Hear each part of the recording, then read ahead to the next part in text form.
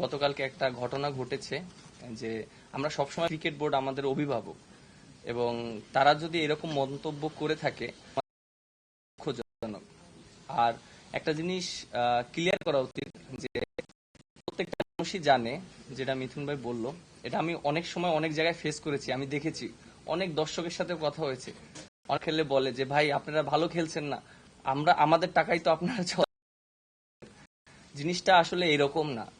আমরা যে টাকাটা আর্ন করি ম্যাক্সিমাম আইসিসি এবং স্পন্সর থেকে টাকাটা কিন্তু আসে, এবং আজকে যে ক্রিকেট বোর্ডের যে টাকাগুলো আছে, আমার কাছে মনে হয় যারা ন্যাশনাল টিমে ফার্স্ট থেকে এখন পর্যন্ত যারা রিপ্রেজেন্ট করছে, বাংলাদেশের একটা জার্সি পরে খেলেছে, তাদেরও এখানে সেটার একটা অংশ আছে, আমার কাছে এটা মনে হয়। কারণ প্রত্যেকটা মানুষের কষ্টের বিনিময়ে কিন্তু আজকের যে ক্রিকেট বোর্ডের যে টাকা আছে, প্রত্যেকটা মানুষের হক আছে, এবং মাঠে খেলা হচ্ছে বলেই কিন্তু আজকে আমাদের একটা ভালো জায়গায় আমরা ক্রিকেট বোর্ড আছি। খেলাই না হয় তাহলে কিন্তু স্পন্সরও আসবে না, বা আইসিসি থেকেও যে রেভিনিউটা পাওয়া হয় সেটাও পাওয়া হবে না।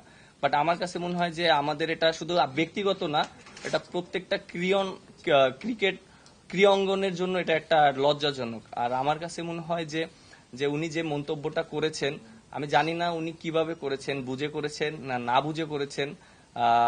আমার কাছে এটার কোনো ব্যাখ্যা নাই, তিনি এটা ভালো জানেন।